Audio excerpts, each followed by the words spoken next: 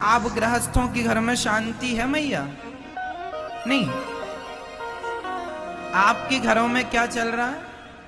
आजकल घरों में झगड़े चल रहे हैं, है ना? पति पत्नी का झगड़ा, देवरानी जिठानी का झगड़ा और सास बहू का झगड़ा।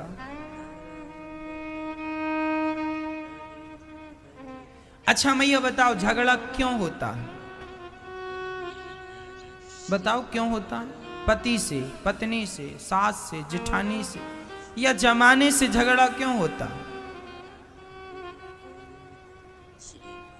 झगड़ा इसलिए होता है मेरी मां, जब आप सामने वाले का कोई दोष देखेंगे, कमी, यदि सामने वाले की आप कोई कमी देख रहे हैं तो झगड़ा होगा। इसलिए हम कहा करते हैं कि कभी किसी की कमियां ना देखा करो। आपको लग रहा है कि ये व्यक्ति, बेटा बहू गलत रास्ता जा रहे हैं, उन्हें समझाओ, पर समझाओ भी एक बार, दो बार, तीन बार। ना समझें तो आप परेशान ना होइए, उसे अब आप नहीं सुधार सकते। आप लोग ना सामने वाले को समझाने में वो नहीं समझता तो आप परेशान होने लग जाते। अरे हमारी तो सुनता नहीं, बहू नहीं सुनती, बेटा नहीं सुनता। तुम अपना क्यों माथा खराब कर रहे हो? तुम अपनी खोपड़ी क्यों खराब कर रहे हो? जो जैसा है उसकी प्रकृति को नहीं बदला जा सकता। बताओ, नीम में कोई शहद लगाए तो क्या नीम में शहद लगाने से वो मीठी हो जाएगी?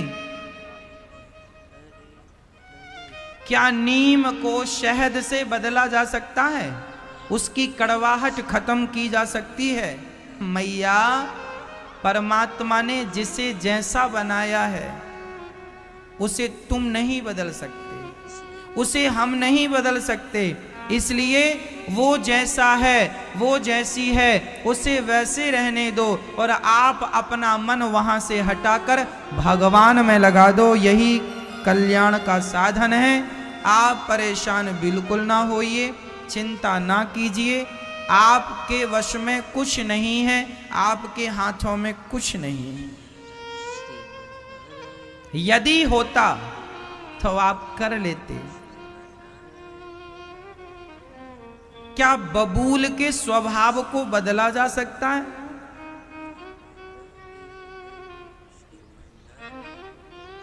ज्यादा उपदेश उन्हें नहीं करना चाहिए जो समझे ही ना।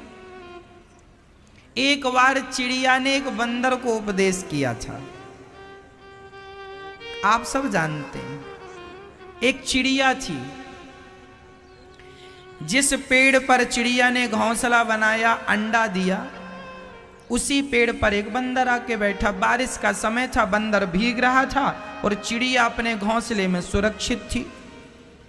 तो चिड़िया ने बंदर से कहा, क्यों रे बंदर, तू मुझसे बड़ा है,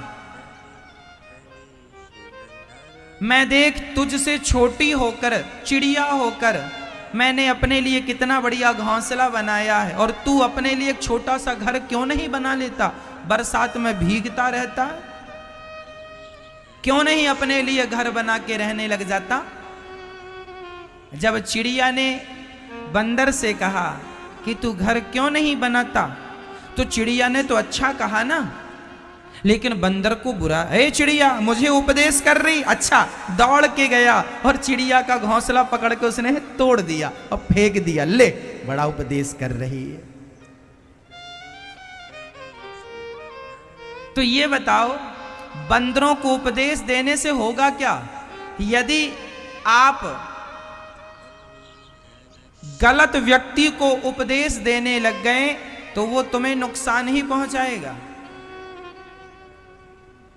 इसलिए शास्त्र कहते हैं कि समझाओ उन्हें जो समझे, ज्ञान उन्हें दो जो ज्ञान लेने के अधिकारी हों, पढ़ाओ उन्हें जो पढ़ने के अधिकारी हैं। जो आपके ज्ञान के अधिकारी ही नहीं है, उन्हें आप क्या ज्ञान देंगे? इसलिए मैया तुम अपने बेटे और तुम अपनी बहू को ज्यादा ज्ञान ना दिया करो, जितना देना था सो दे दिया।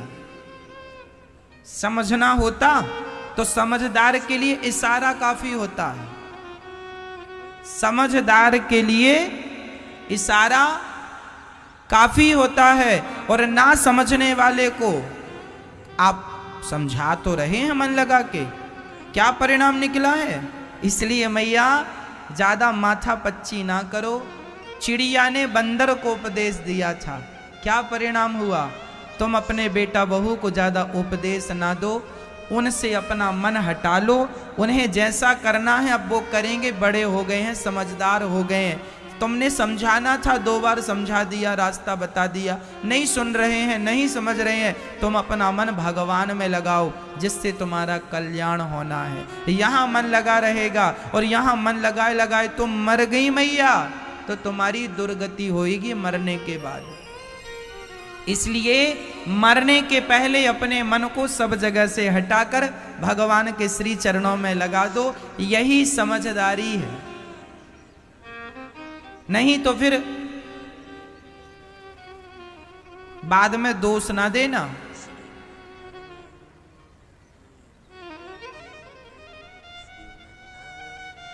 तो चिड़िया और बंदर वाली कहानी याद रखना, उन्हीं को हम बात करते हैं, उन्हीं को हम ज्ञान की बातें सुनाते हैं भगवान की, जो सुनने के इच्छुक हैं। अब इच्छुक ही नहीं है सामने वाला, तो हमारे सुनाने से क्या फायदा? एक मैया जी हमसे बोली, महाराज जी गुरु मंत्र दे दो। हमने कहा बैठ जाओ, वो बैठ गई।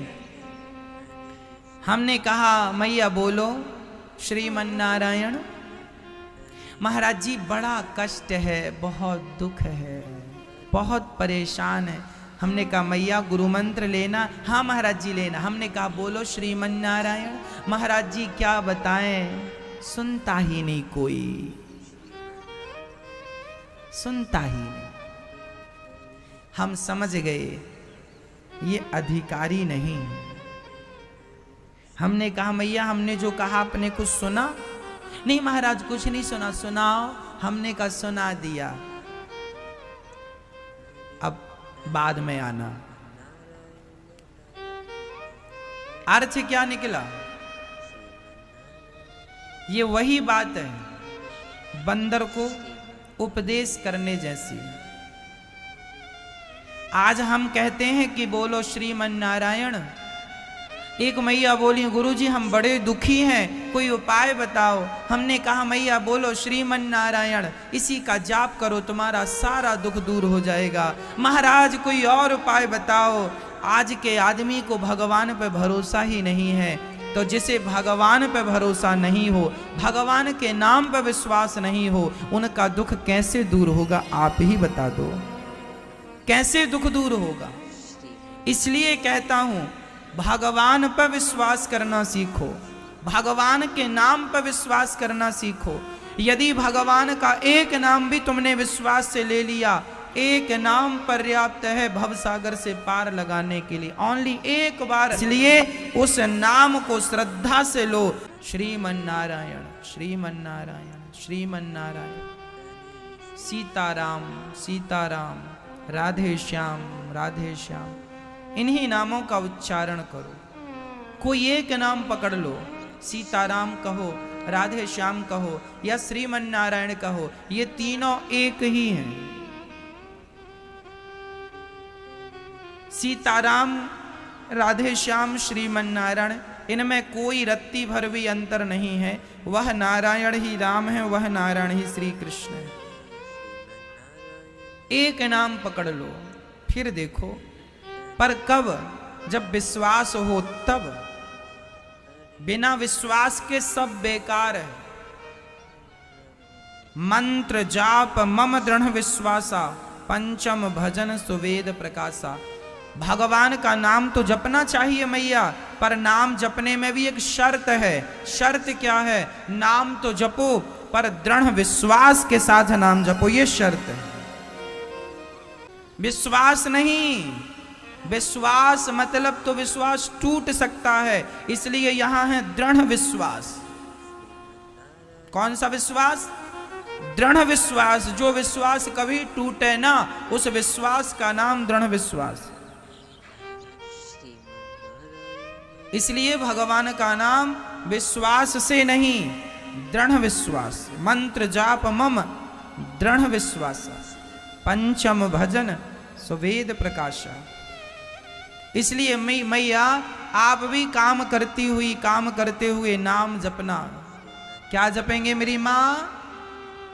बोलो श्रीमन नारायण, श्रीमन नारायण।